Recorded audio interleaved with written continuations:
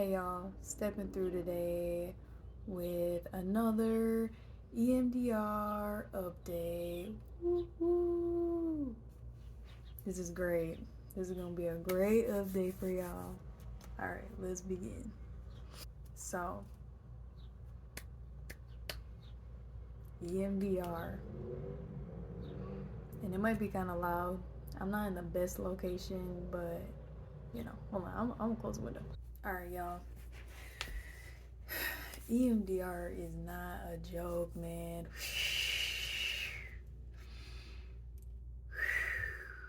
This whole week, I have been having to breathe. Um, so a part of EMDR, okay. EMDR is like resetting your nervous system. So you're like engaging with your nervous system.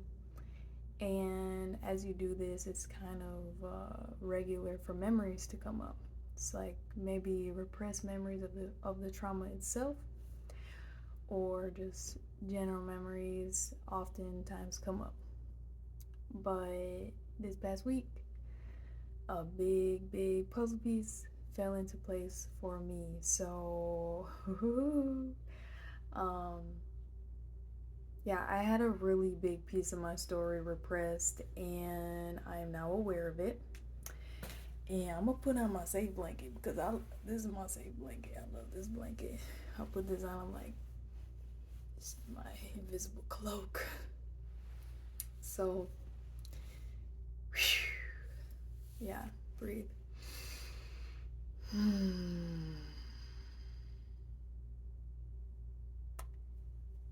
Throughout the process of EMDR, when you are like remembering traumas and processing the traumas, your body gets basically emits the same feelings, feels the same feelings that you had at that time. I felt sensation in my body of areas that were tender.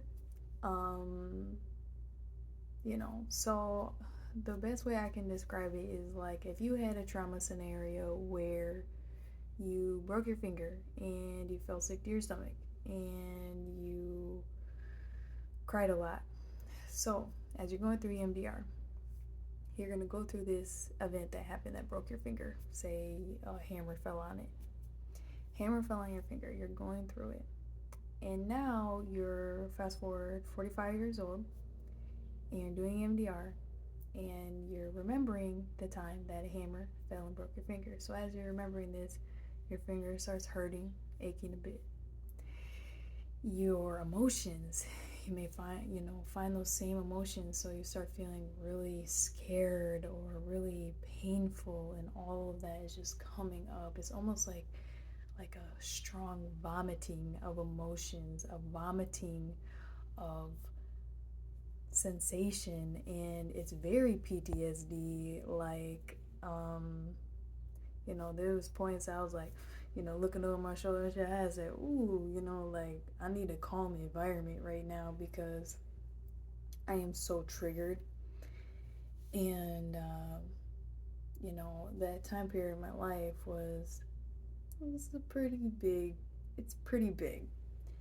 So I began to experience an identity crisis, and maybe I'm still going through it. I'm sure that I am because but I'm a little more stable at this point.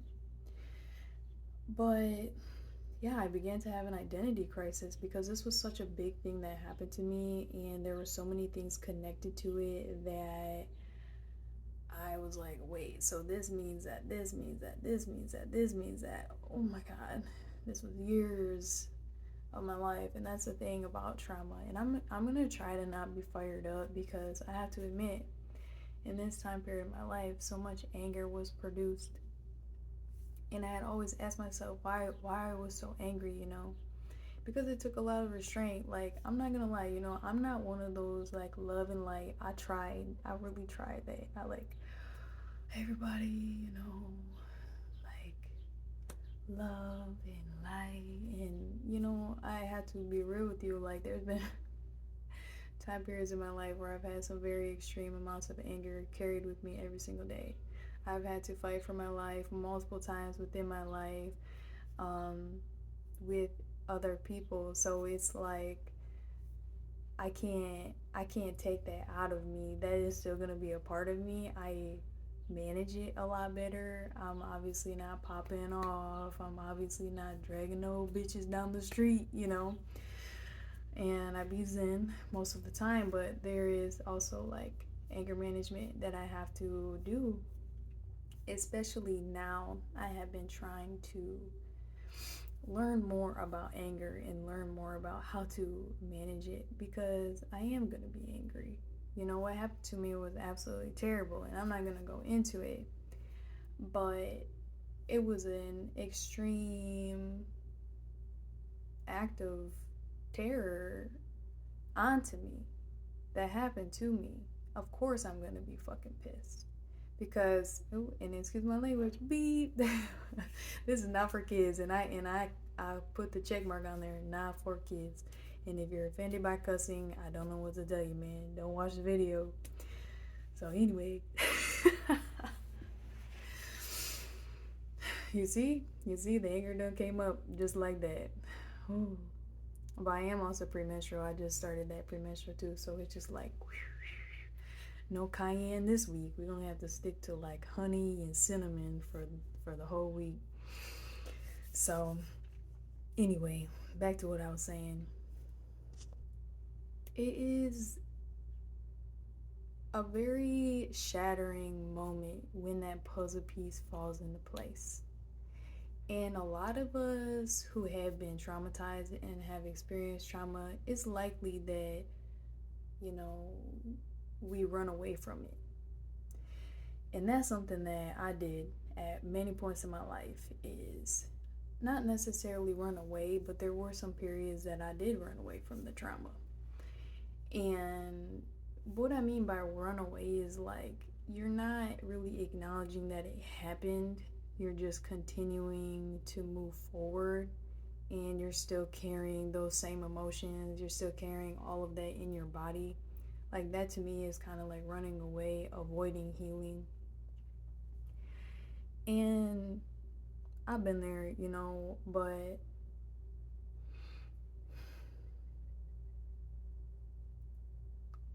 even though it's shattering, I know myself so much better. And it's almost like to me, I look at it from a spiritual level too. And I'm like, all right, first you got to fight off these demons, then you got to fight off these demons, and it's like the scariest thing. You're like, oh my God. But as you go through, as gone through and really fought those fears, came face to face with those fears, I know myself so much better, and I think that's like what the number one rule is: know thyself. Know thyself. Because if you don't know yourself, like, what is you doing, bro?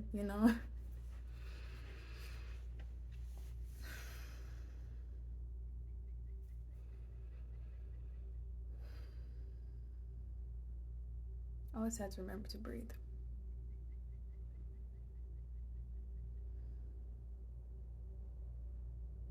I understand people and empathize with people more. I have more compassion towards others because through all of this, I have had to learn a lot of compassion towards myself, because I made a lot of poor decisions in my fight and flight, in my non-healing stage of my life, in my survival mode, primal mode stages of my life. I made a lot of poor decisions. But now that I'm able to see why I did those things and why I responded the ways that I did to the world around me, I'm able to forgive myself. And that's something that I've for so long I punished myself for how, some behaviors I had, some relationships that I had ruined, and I punished myself so hard. I never wanted to have great things in my life because I didn't really feel like I deserved them. But once I was able to see that puzzle piece fall into place for me, in a way, like my heart's broken and I'm having to recover right now from a situation that happened, however long ago.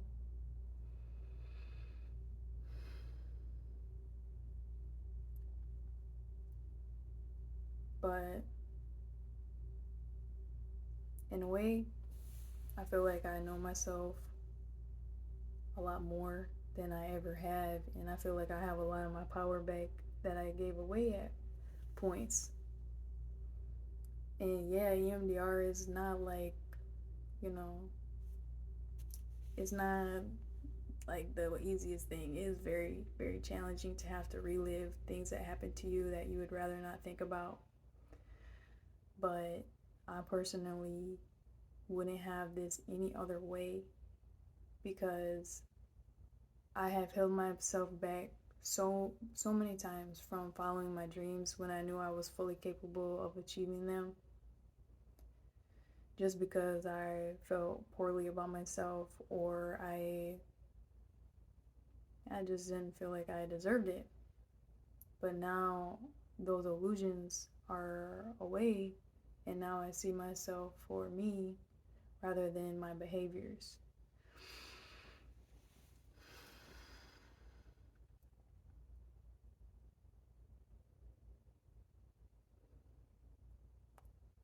I personally feel like self esteem is probably one of the most important things that we have.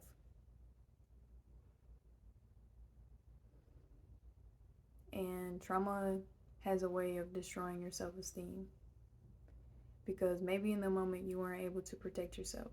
I wasn't able to protect myself, I was traumatized.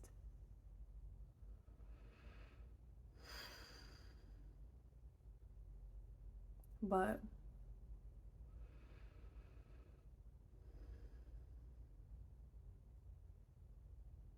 I don't know. I don't know what I'm getting at. Oh, it's self esteem, yeah. I think we have to realize that, like, I had a self esteem workbook at one point. My therapist gave to me, and it was like, it doesn't really matter what you do. It doesn't matter what you look like. It doesn't matter what you are in this society. It doesn't really matter. We're all born with a right, a right to have a good self esteem. Like, we don't have to define ourselves based on our behaviors. We don't have to define ourselves based on our thoughts. We don't have to define ourselves based on our feelings. We're human and we're able to encompass so many things at once. Why would we even limit ourselves to defining ourselves with such on the surface things?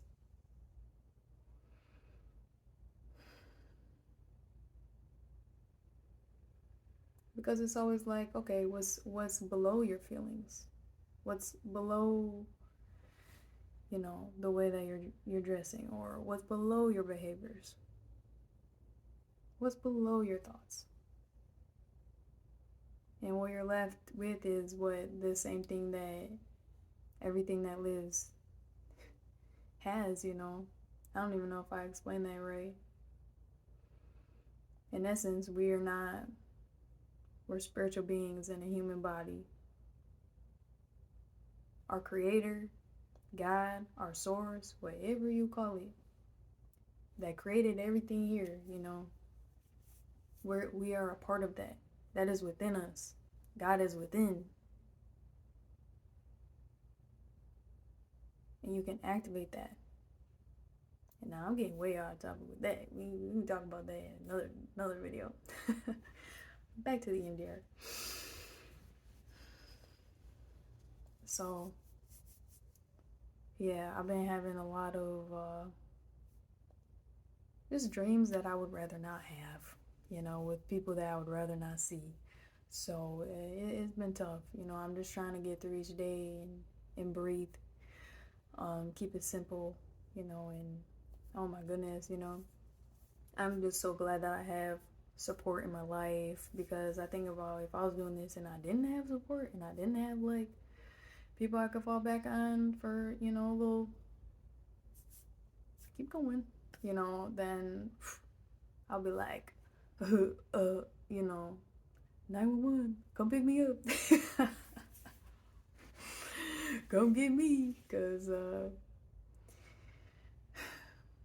thing with PTSD is like, um, you can experience so much like agitation with like lights. For me is one. Sensory. So if you have some clothing that's bothering you, like you'll be more likely to be like hyper focused on it. Noise is big for me. When I'm triggered, I'm like you know, like about to lock myself in the closet. But you know, I think the thing is like what we have to acknowledge is people who have PTSD are recovering from something, and in order to recover, you have to rest and you have to. I mean, there's a lot of specific things you have to do depending on what you're recovering from. But all in all, people who are recovering need a safe environment that's calm, that has love around, that abuse is not present at all in any type of form. Because that is a healing environment. I mean, there's different kinds of healing environments, but people who are recovering need healing environments. And there are not, I'm sure there's a lot of healing environments, but you know, if you're in the city and stuff, it's kind of hard. You have to go find like peaceful places because you need to find places that are going to bring you peace. I know for myself, I don't like to be around people when I'm triggered. I just don't. I don't have patience, and I'm just not feeling all right. So I just would rather people not be around talking to me about stuff. But sometimes it's good when it's, you know, when you're like, all right, I'm getting a little depressed. Maybe I should go talk to somebody about their life and what's going on for them. Get out of my own head for a while. So, yeah, I have my appointment tomorrow and we'll go from there because now my treatment is probably going to shift a little. Everything is shifting a little bit for me right now because I'm like, okay, I definitely have to make some changes to the type of knowledge that I'm taking in. Definitely just looking at the world in a different perspective because hey, like we're channeling the phoenix over here, baby. We grow, we die, we grow, we die, we grow, we die. So, y'all, have a good night. Thank you for listening, and goodbye.